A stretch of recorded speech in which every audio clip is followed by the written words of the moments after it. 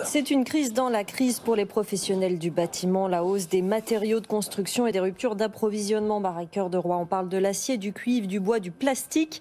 Le secteur alerte l'État. Des entreprises déjà fragilisées par la crise sanitaire pourraient ne pas se relever de cette nouvelle crise dans la crise. Oui, c'est exactement ça. C'est une hausse généralisée des coûts de production pour les professionnels du bâtiment. Alors vous le disiez, ça avait commencé en fait par l'acier.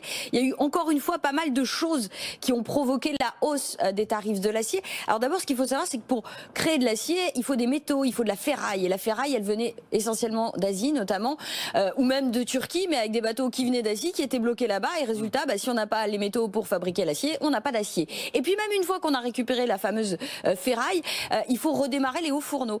Et bien figurez-vous qu'il faut 3 mois après le redémarrage d'un haut fourneau pour qu'il fonctionne véritablement correctement et dans l'absolu, qu'il puisse créer de l'acier convenable. Et donc là, voilà, c'est ce qui explique les retards.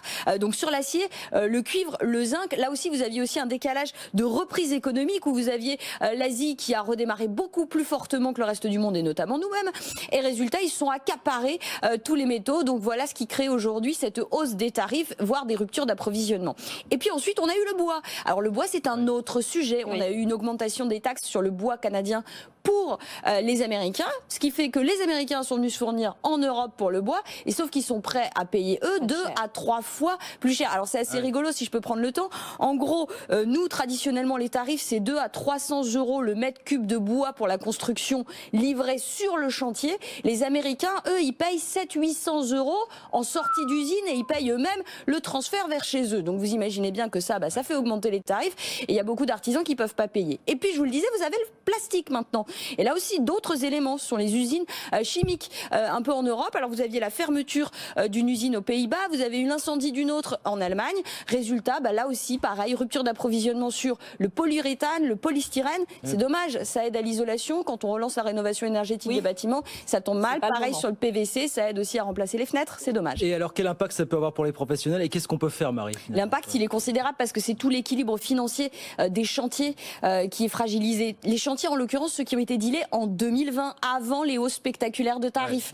Et puis, donc, vous avez hausse des tarifs et puis vous avez rupture d'approvisionnement. Et donc, potentiellement des retards sur les chantiers et donc des pénalités de retard pour les artisans sur place. Attention, 100 000 emplois qui sont menacés dans la filière par la conjonction d'éléments. Alors qu'est-ce que réclame la Fédération française du bâtiment? Premier élément, elle demande à ce qu'on puisse indexer les chantiers, les contrats signés sur la variation des coûts de production à la hausse comme à la baisse. Et puis le deuxième élément, il est très clair, c'est sur les pénalités de retard. Le gouvernement avait dit, ok, la première fois c'était à l'issue du premier confinement au moment du redémarrage.